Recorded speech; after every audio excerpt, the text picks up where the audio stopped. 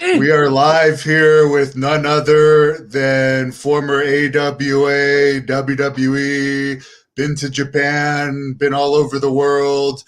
He was known as the Viking, the Berserker, John Nord the Barbarian. Here he is. How are you doing today, sir?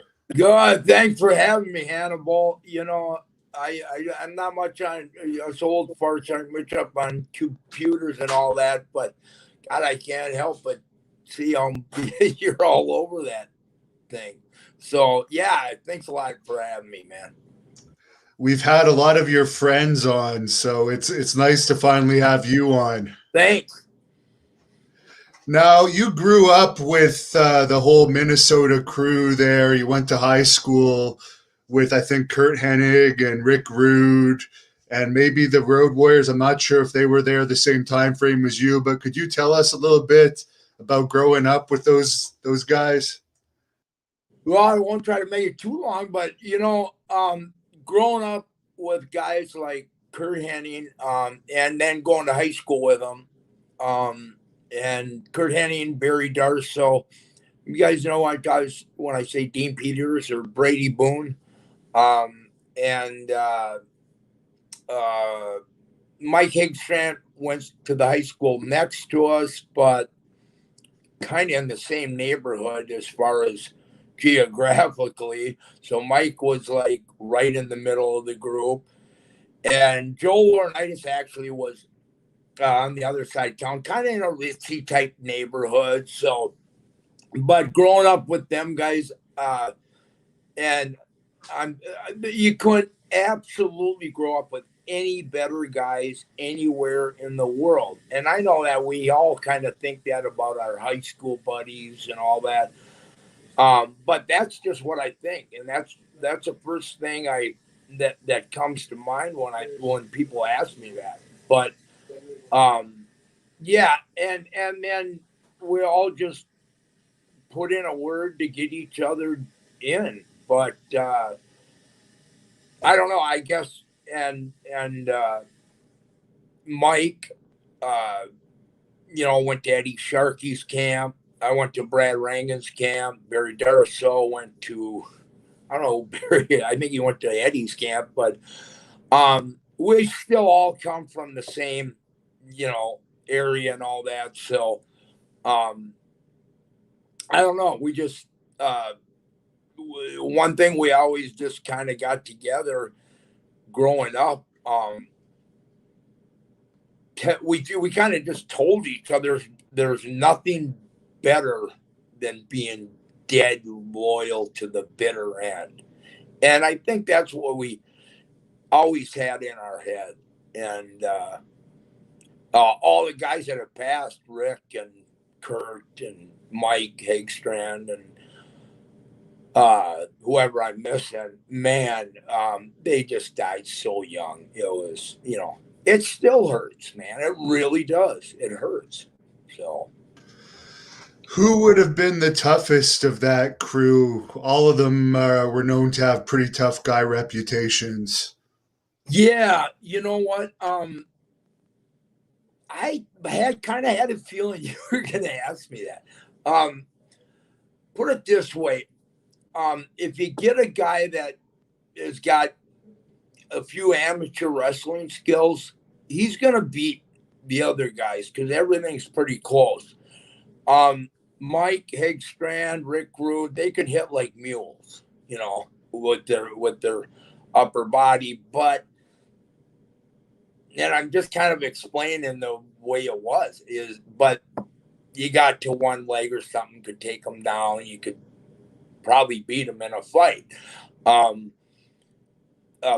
Darsow was like the most underrated athlete because he's such a nice guy, but he was like an athlete. He could run like the wind, played football at Northern Iowa, and he just never kept going. And he's a nice guy in pro wrestling on everything he did. So he was just so underrated. But he wasn't, Barry, you're going to have your hands full. Hell yes. And then I don't know, I guess me and a couple guys, whoever I'm missing, that's such a damn hard question. That's a court, but Yeah, I bet no one really messed with you guys in high school. yeah, I mean, everybody in the back there says, I know I could beat all them guys he just talked about. That's what I'm thinking, but if Mike was sitting here next to me, he'd be saying the same thing. It just never happened, Yeah, there was Scott Norton and Nikita Koloff too, I think. Yeah, and Nikita Scott, he was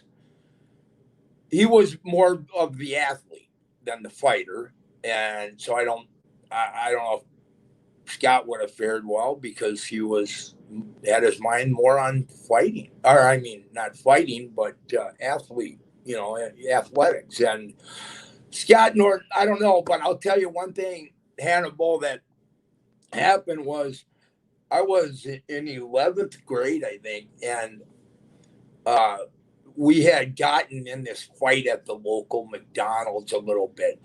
Kurt Hennig had went up and punched Higstrand in the face through a car window that was rolled down, and just gave him a little, pop. And Mike got out and looked for him, and Kurt, Kurt was kind of gone, and crazy stuff happens. It's a, Friday night in high school, and all kinds of crazy shit can happen. But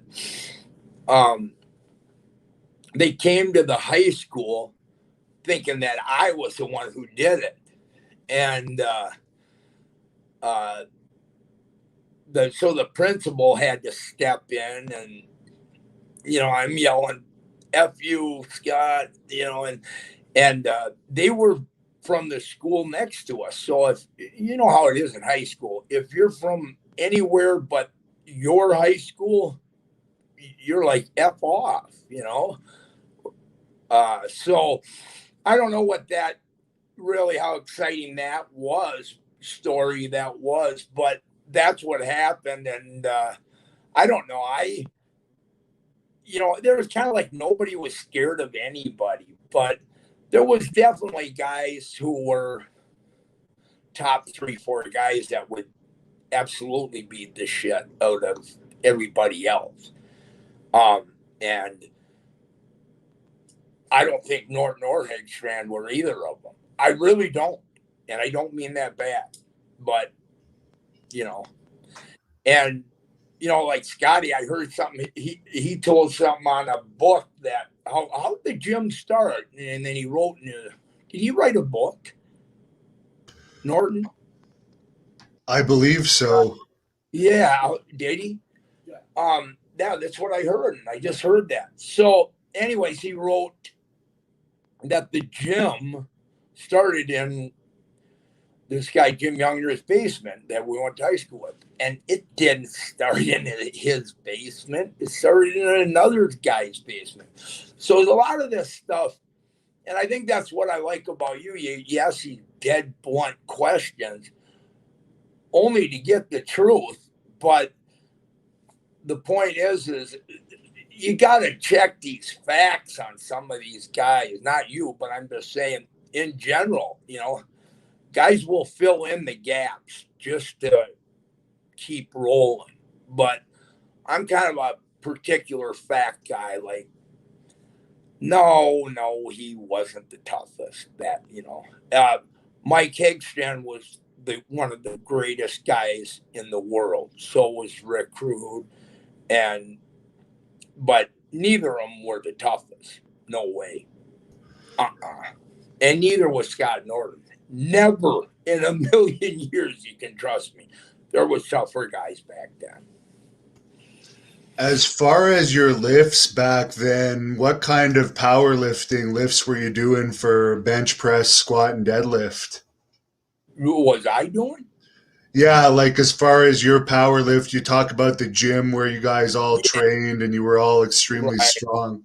Well, I'll tell you, that guy that started the gym, we went down to Tijuana, Mexico, and when I was 17 years old, right out of high school, and bought these little 5 milligram Diana balls. And so I got to say, I started taking Diana ball when I was 17, but I didn't even realize, I thought they were like, this stuff is like a vitamin or something, you know. I didn't quite understand how. And so I ended up going to college and playing a few years in the USFL. And believe me, I was second string guard, but I think the best I ever did was before I started basically getting nerve damage. I hit pretty close to the 5 on a bench, and deadlift probably 680, 690, and squats. I think the most I ever got up to was about 550, 600 for like, 4 or 5 reps, that type of thing. But back then it was so rare to be doing them kind of numbers. When you showed up for football camp, it was great because you can move people, as an O lineman, you could move people other guys weren't moving. How did you end up getting into professional wrestling? Well, I grew up in Robbinsdale, and Kurt Hennig basically got me in with Brad Rangens. But when I was in camp, my father-in-law, I was married 25 years. My father-in-law was Vern Gagne's best friend in high school at Robbinsdale in 1943. Yeah, 1943. So, and that helped a lot. Vern could never fire me because I no-showed a few shows and stuff like that. Other guys would have been fired right away. And back then, the AWA had came down so much that you almost had to treat it like a part-time job. Even if you did it 3, 4 hard nights a week, it still wasn't enough money that you really wanted,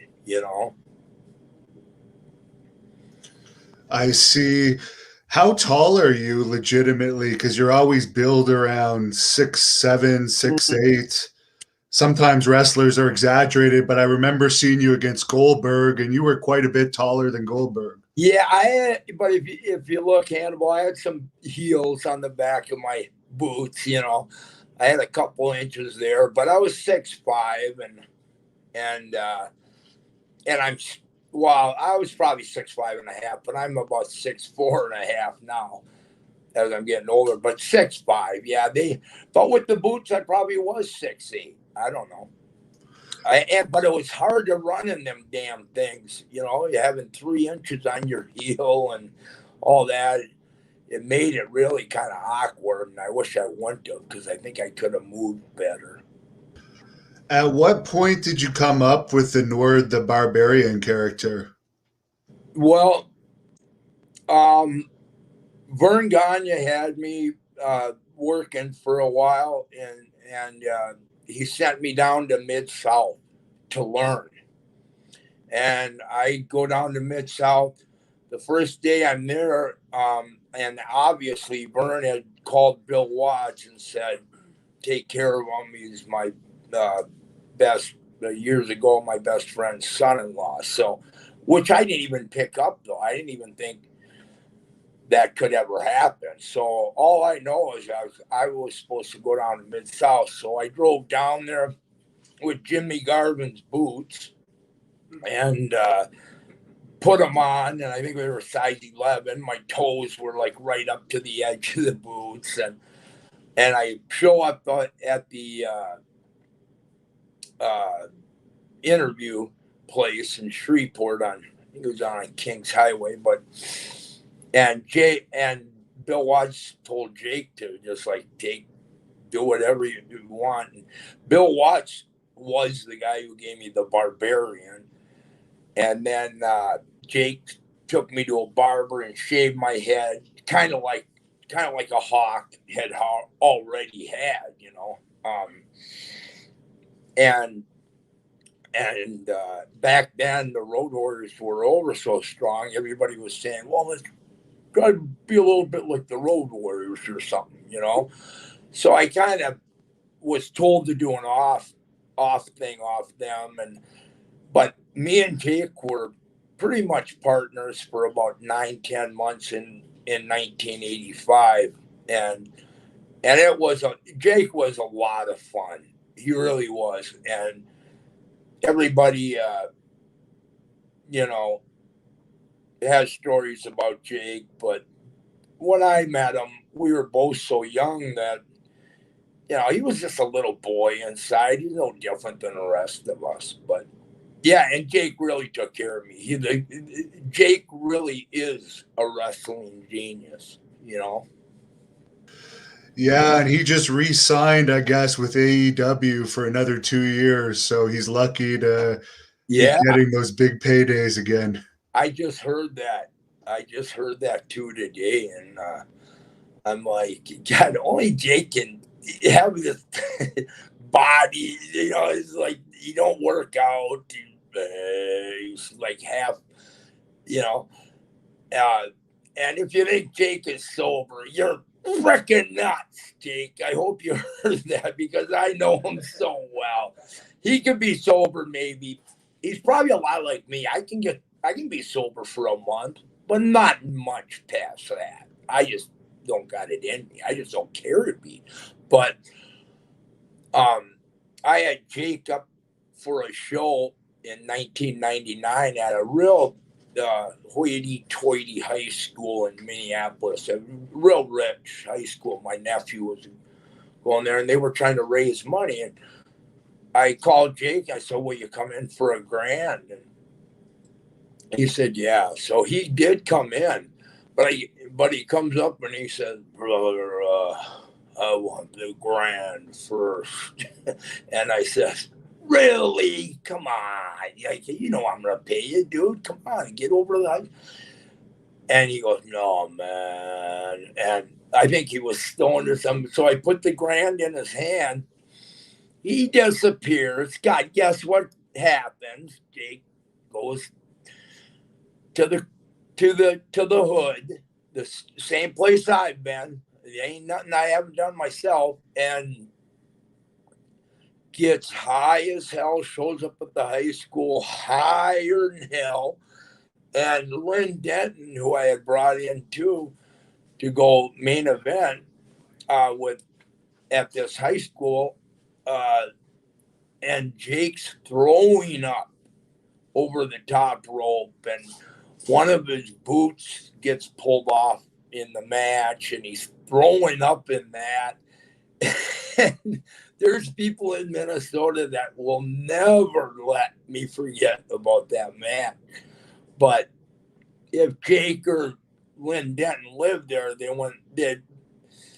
would know what I mean. It's just, yeah, you had to be there. Yeah, Jake did that to a lot of promoters, actually, before he supposedly went sober. Len Denton, you bring him up. I know you were talking about him earlier. I've interviewed him. Apparently, he's not the biggest guy downstairs in the world. What about Len Denton? I don't know. I don't know. I don't know what to go with on that. But earlier, I think. You got to run in. We got to run in? Oh. Behind? Bobby Fulton! Bobby Fulton. Yeah, 1985 Mid-South. Bobby Fulton's coming up and going, Murdoch says he's going to beat the shit out of me. Why is he like that? And I'm like going, well, Bobby, he is an asshole. Just take it, Just take it. Well, he says I went over by the heels, and I didn't. Right? And then Bobby was such an error. He would switch subjects right away, going, I got the best car ever made. It's called a Mazda 626. Yeah. I'm like going, Bobby, I really don't care about this. But I remember this 6 years later. He was one of the most awesome guys alive. Thanks. Here, let me give you my wallet right now. It's yours. Yeah. I didn't mean to bust in here. It's okay. I hope you're doing well, Bobby. Better, Hannibal. Thank you, buddy. We've been down here in North Carolina. I have not been there yet. No. Oh, you got to be there. But we're here for the gathering. It's been a great time. Now, Hannibal, I talk a little funny, but when I sing, I sound just like Elvis Presley. Right. Well, but it'll bring tears to your ears. Hey, I love you guys. I just wanted to come on here and say hello. John Nord, I hadn't seen him in so many years. All right. And I want to say hello to everybody out there. Thanks, Bob. Great to see you. Hope to run into you again someday. Thank you. John, there's some people watching live, and they all want to know, because you may have seen it, where Butch Reed told me his version of your fight. Okay. Could we get your version? We also have Hacksaw gave a version of it too. Yeah, I seen that.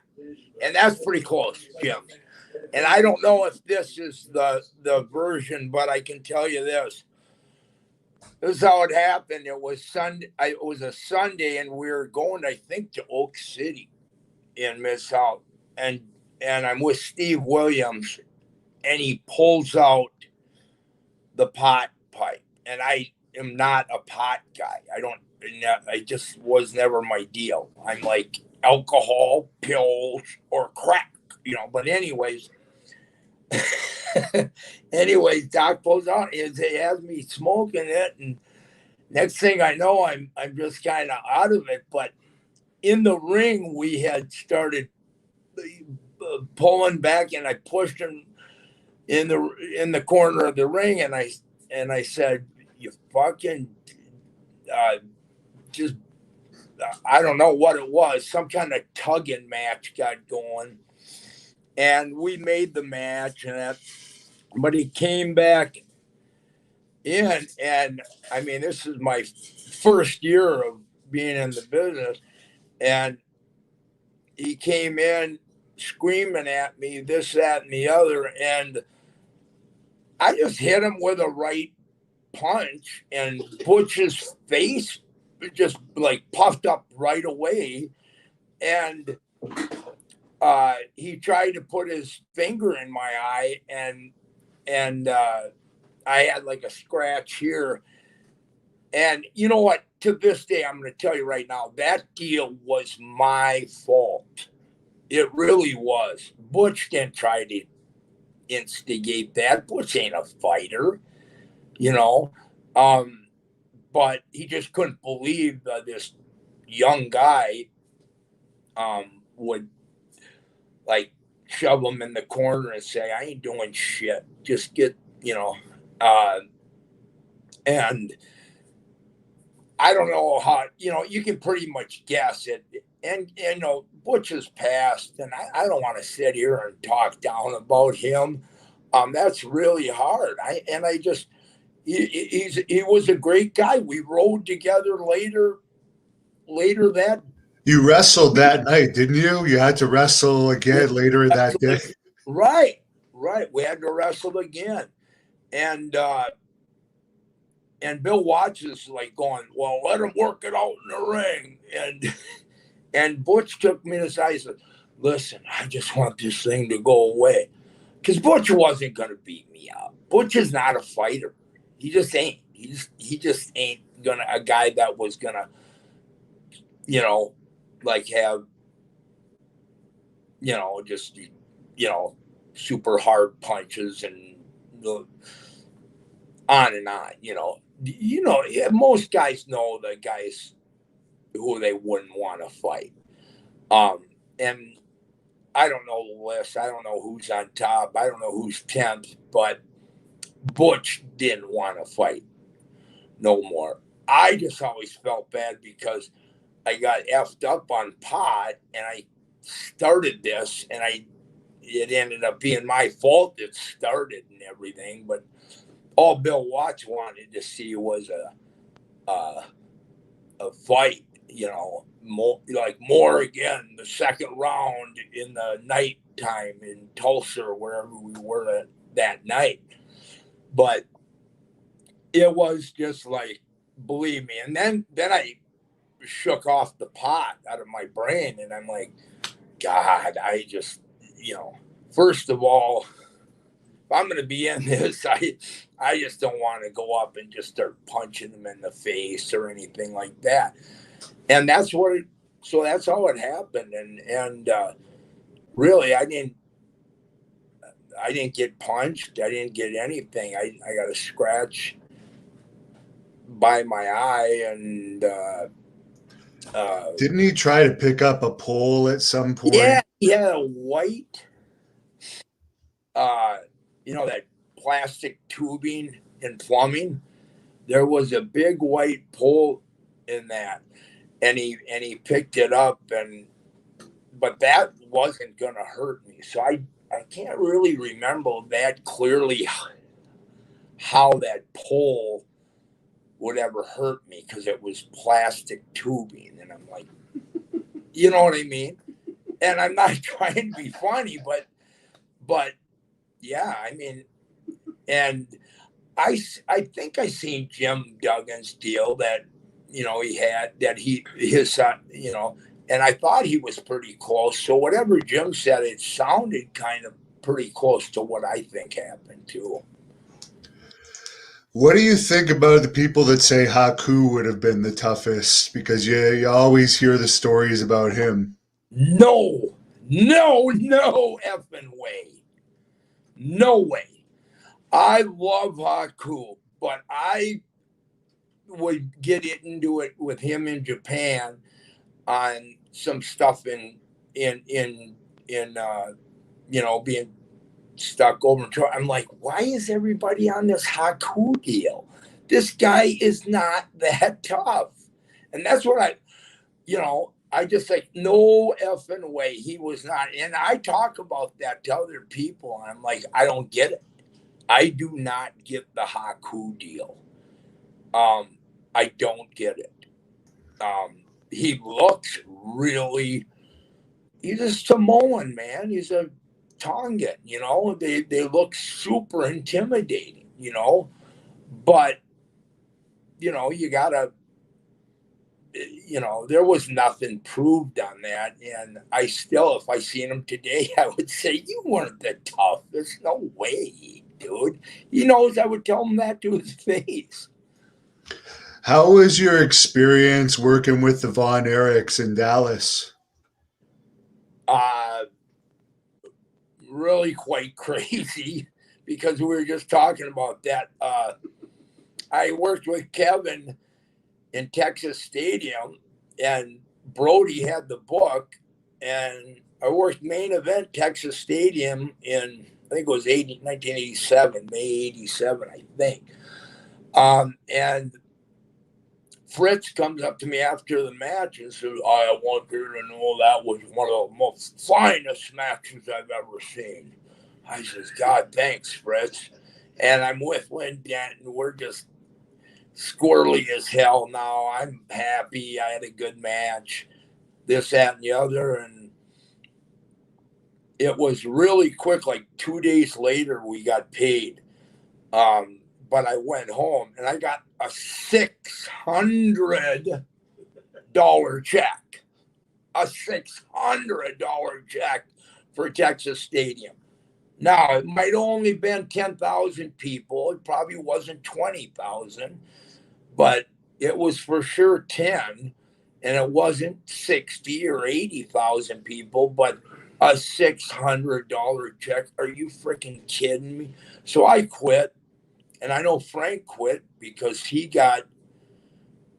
I'm sure he got a really terrible payoff. Otherwise, he went to quit. And that's why that book didn't last any longer. Kevin impression. Huh? Kevin impression. What's that? Kevin impression. Yeah, Kevin. Oh, John, I just want to tell you that I really appreciate that match, and on and on. And I'm like, well, yeah, thanks. And I'm thinking I'm going to get a $3,500 paycheck, you know? I'm all fired up, and $600. Oh my God, you got to be freaking kidding me. And thank God I had, you know, a wife that was like had a job, and I was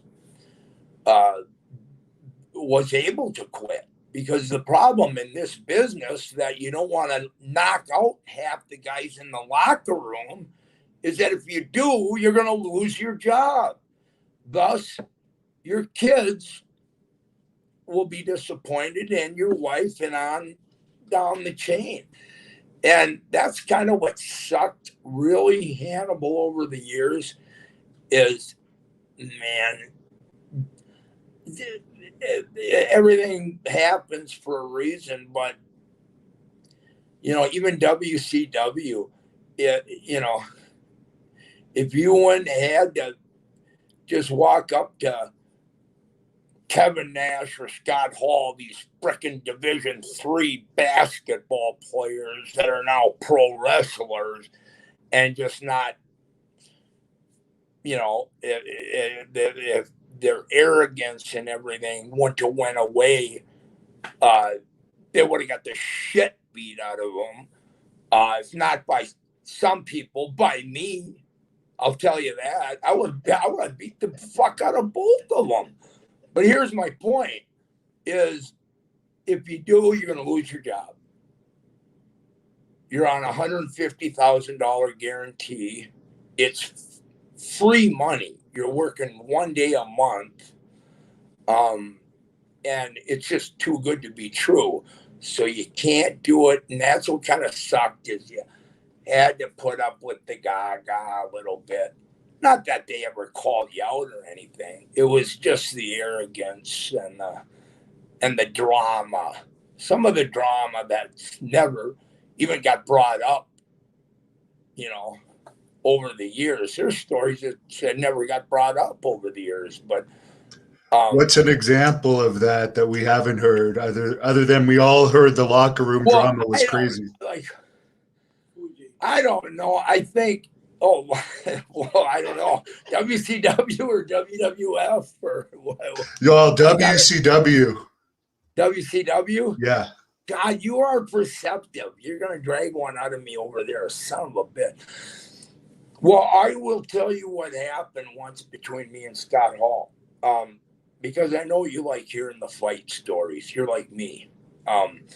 And I was like, you know, we were just all being kind of silly. And I think I walked by Scott and I said something like, your wife still hanging around these locker rooms? Or I said something kind of, I was just being silly. And Scott's like, hey, well, so what are you trying to say? What are you trying to say, man? I'm like, well, nothing. I was just being kind of silly, I said. And here I am now in the spot again. Do I get fired by beating this guy to fucking death? Or because he ain't going to beat me to death? And I know this sounds arrogant, but I'm just saying the way it really is. I swear to God, I'm telling you the way it really was. And there was a lot more of that than what, you know, that's an example that I know in my head.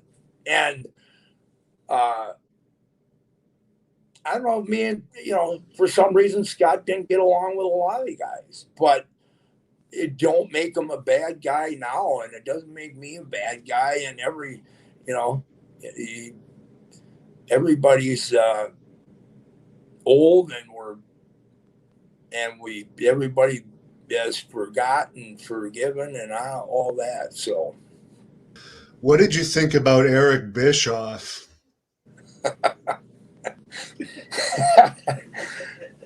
This is a great show. Eric, another guy that just all of a sudden he got the big job, right? But that isn't his fault. Eric just got the big job, but I think Scott Hall and Kevin Nash, I think they kind of effed up his head. And he got to where he was being super arrogant too. But the NWO got over, and so darn strong that it would be easy to be arrogant if you didn't watch yourself and keep yourself in check. But I tell you what, I can say all I want about if Eric got arrogant then and all that, but he put me on 150 a year and was a nice enough guy to do that for Darso. Me and Darso went down to the Ted Turner building, I think, in Atlanta, whatever that's called. CNN Center, I think. Yeah. And he signed us right up, and me and Barry came walking out and going, we just got 150 a year. It was for 2 years. And I think after about 18 months, we both got shut off, But that I know for me it was because my body was falling apart. There was nerve damage. I'm wearing sweatshirts in the locker room trying to hide my left tricep has fell off, and all these injuries are happening, and I'm like, God, why is this happening to me, God? And Barry, I don't know why they cut Barry off or ended up, I think, I don't know how Barry stopped getting paid, but he did about the same time I did. And Eric's just a harmless dude, he was a guy trying to be an announcer at in the AWA and all that. And he was a nice guy, totally just a nice guy trying to make it. Did Goldberg have an ego at all back then? And also, are you surprised that he's still going strong these days back on WWE pay-per-views? Yeah, no, because I don't know how.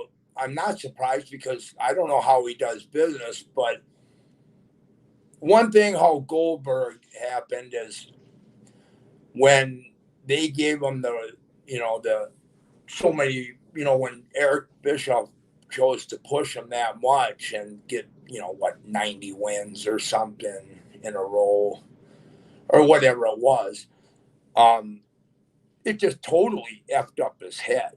He was like a guy that had to pay no dues at all. No wrestling camp, no sleeping in your back car. But he was a humble, nice guy. The night, I think I was there the first night he was there ever. And he was a nice guy. But to push him like that, the way they did, it totally effed up his head. And I remember seeing him talking about his son. He's like, I just tell my son, you got to give it 100% all the time. And I'm like, dude, it's a work. Is this guy for real? What have we created here? And I know, us guys still talk about this. This ain't something my talk just came from my living room. We still talk like this to each other, guys. And like it totally effed up his head. You had to do a job for a guy. What were you going to do? Not take 150 grand a year and say no? I'm not going to do a job. But the main thing, one of the things, Hannibal, that hurt me, that really bothered me, I was telling Brad Rangens this just last night from my hotel room was, and I don't follow everything that much, but when Brock lost to Goldberg. I'm like, are you freaking kidding me? Brock is an absolute animal national champ at the U of M, Ultimate Fighter, and you're doing a horseshit, a shitty job, like that. It just hurt because I guess what I'm saying is I'm a Brock fan, I love NCAA champions. I love amateur wrestlers because I guess I follow it more than the average pro wrestling fan or the average pro wrestler. But yeah, I got strong opinions on that stuff, but I just can't help it. When did you actually become friends with Bruiser Brody? Thanksgiving Day, 1985. I was in Japan, and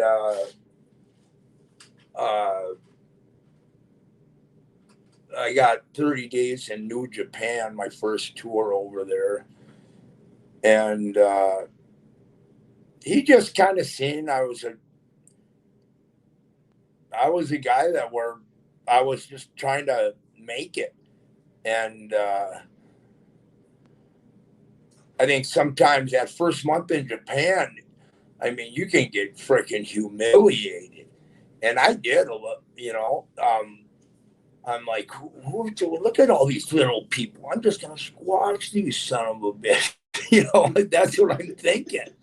But I'm green as grass.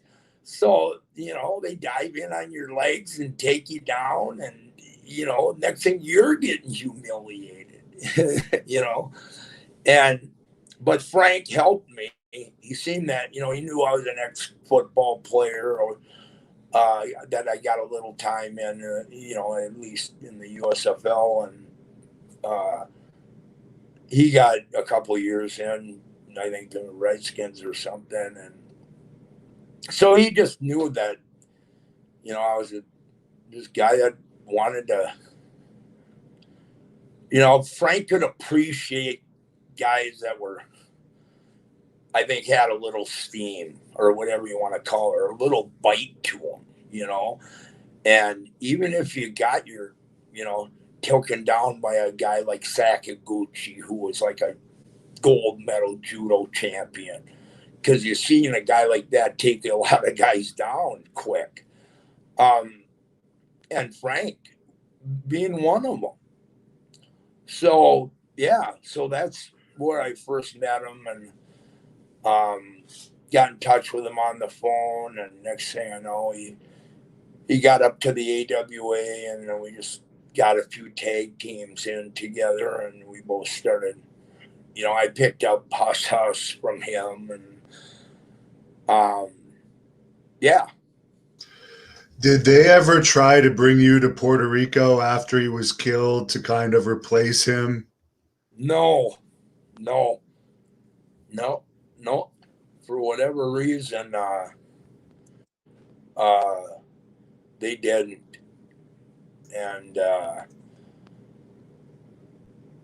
again, that's another thing. I mean, you get guys like who, whatever you guys do, nobody go over to Puerto Rico now, And of course, guys kept going to Puerto Rico even after they murdered one of our guys. But again, it's easy to say that, but it's another hard thing to do if you got a big payday waiting for you. Guys like Rick, Flair, and whoever else went over there, Atlas. But I just could never believe guys were still go over there after they murdered Frank. That's messed up, man. Is it true that there was some talk of you guys coming into WWE as a tag team at one point? Yep, very true. In May, I got two things that my kids wouldn't kind of let me bring, but my ex-wife, I got divorced 15 years ago, and I was married for almost 25 years, and she boxes stuff up, and they found my fur boots, my original pair, and I think they were kind of like a little bit rotted, but not too bad. And I'm like, hey man, I can get like $500 for them. Yeah. No, Dad, we're gonna keep them. Well, just give it time. Not necessarily the second we find them, you want to take them and sell them. Because that's just kind of shit I do. They know I'm impulsive, but. And then the other thing was the contract for Vince. I actually found about a year ago, and it reads Frank Goodish, John Nord, $250,000 each a year, for 2 years, and I don't know if Barbara still has it or not, or if she ever had it. But me and Frank never talked about it. I asked him once. I said, $250, Frank, come on. He goes, brother. And Frank didn't want to do it. He's making $16,000 a week in Japan. He's making, all these outlaw shows. He's probably, I know I brought him in for a couple, but I only paid him $500 back then. But I'm sure other outlaw shows he got more like 1,000 and that. And he had a lot of them. He had his own time, and $250 didn't sound that great to him. But to me, I was like, holy shit, $250, man. That is, I'm rich. Please, and I talked to him twice about it before he got killed. And they weren't real long conversations, but I still got the contract, which I didn't even know I had, and I didn't care if I had it. But yeah, and I had one guy that wanted me to bring it out and sell it or something, but one day I will bring it out. And yeah, I know, but it's easy to say that, but it just, I don't know. Yeah, maybe someday.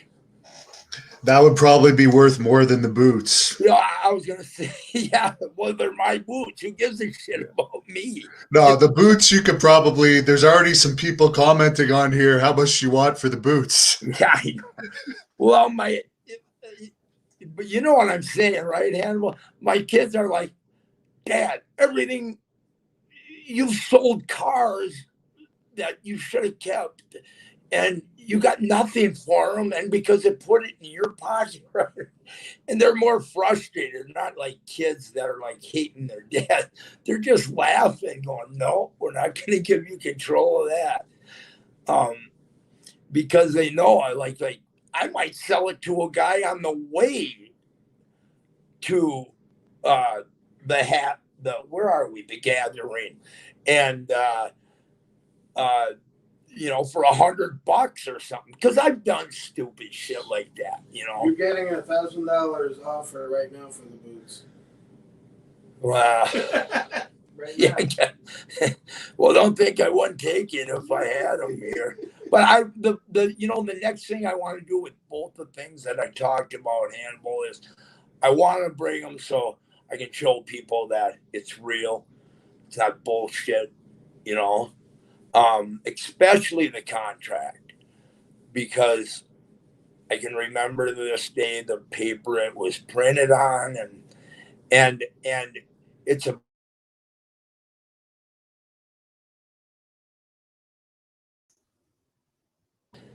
I just don't want to go over them and start digging in the boxes for shit. How did you like feuding with The Undertaker in WWE? I understand you knew him from before WWE. Yeah, I did. And I knew him in New Japan. It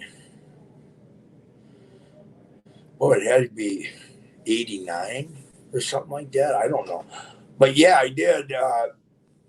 And what had happened, Hannibal, is we're in Toledo, Ohio, and he had been doing this gimmick. I don't know for how long. I can't remember, but it was in 1991 or 2. Pat Patterson and had brought him off, said, who can you have a good match with? Because I don't think he was having good matches, because it's hard to do that gimmick, right?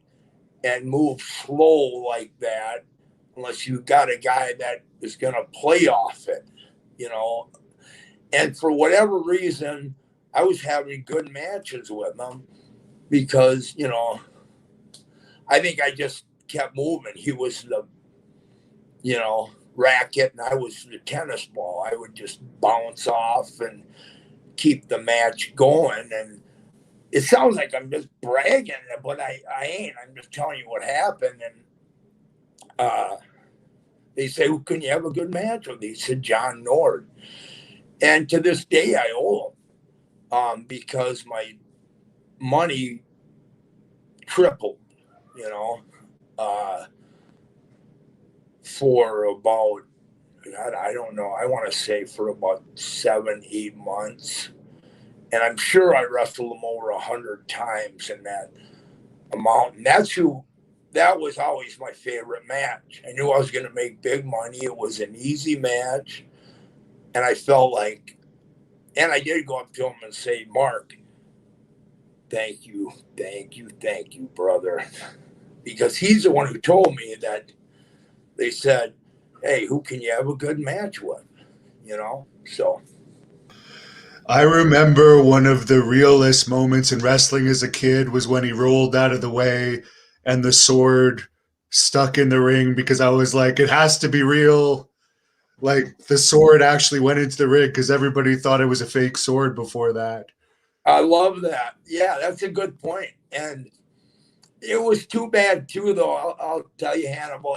It's the one thing I felt bad about on that is I didn't trust him enough to move, and I stabbed the mat like really late, so they kind of had to adjust the film, you know.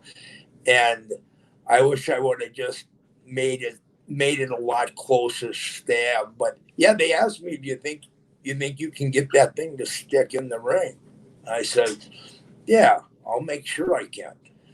And by just luck, it happened, because the actual sword wasn't super sharp or anything, but it was real metal. So yeah, and actually I appreciate that compliment, because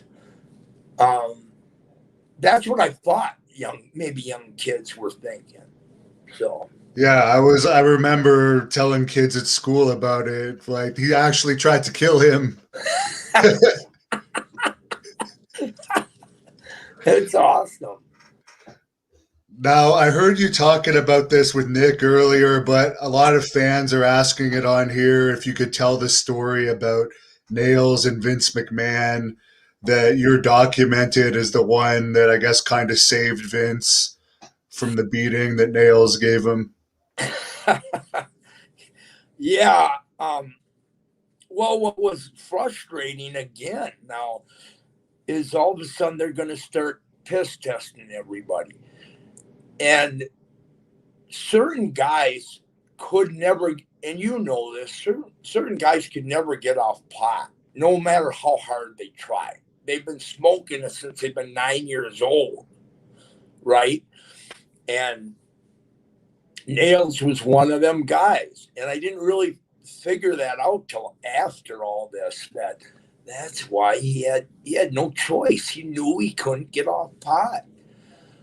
But we're driving to Green Bay, to Brown County Arena, and we got a Lincoln rental car, and I'm driving, and Nails is in the passenger seat, and Kevin says, I'm gonna beat the shit out of Vince, you know. And I says, really? Tonight? Yep. And I said, what do you want me to do? And he goes, we'll sit outside on the bench, and when you hear the shit hitting the fan, I'm going to scream, he put his hand on my dick. you know. And so that's what happened. I heard that. I go running in. Slaughter is there. And I'm actually like pretending I'm trying to pull Kevin off, you know, just a little bit. You know, I just got light. I just wasn't going to pull him off because I promised I wouldn't. He wanted me to act like I was pulling him off. And Sarge was there, and you know, when you grab Kevin Kelly, it's like grabbing a piece of freaking iron, you know. Kevin's a badass dude. And I don't know. Then the sheriff comes in and his deputies, and I hear Vince going, I seen red, then I seen yellow in my neck, and he had me up in the air. And then Slaughter came in and saved me, and John came in and helped. And Vince goes, I want Kevin Kelly out of the arena right now. And this sheriff bowed up on Vince. He goes, Vince McMahon, you don't tell us to leave. That you can tell anybody to leave the arena. You know, and Vince had to just shut up and take it from these sheriff's department, you know. And there's nothing he could do. Not J.J. Dillon, not Pat Patterson, nobody could save Vince because the sheriffs were not on Vince's side. They weren't on anybody's side. They were just telling him he couldn't play policeman and tell us what to do. And so Vince's lawyers called me a couple days later, and I basically just told them that what I just told you. And Kevin quit and hasn't been back, and it just died out. That got swept under the rug pretty quick. I mean, don't you agree?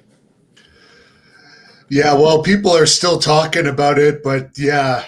You know, but for how dramatic it was, it got swept under the rug pretty quick. At least yeah. If that had happened with the internet today, it would have been massive. Oh yeah. Oh, I guess that's what I'm trying to say. Yeah. Oh, big time. Now we're getting close to the end of the time here, but I know you worked with the Ultimate Warrior. Oh, here he comes. You know what? We're not close to the end of the time. Yeah. We are at the end of the time. Okay. Let me tell you something, Hannibal. Captain, we're going to need a part 2 with this guy. Yeah, you're lucky that you got a part 1, okay? Let's cut to the facts. The busiest man in the virtual game right now. What have you been cooking your friend, by the way? What have you been cooking your friend? You got to get that guy on a diet. What'd you say? Your friend. Who's my friend? Whoever the other guy is in the room. That's very disrespectful. Don't worry about him. What you need to worry about? Henry's got enough problems. Listen.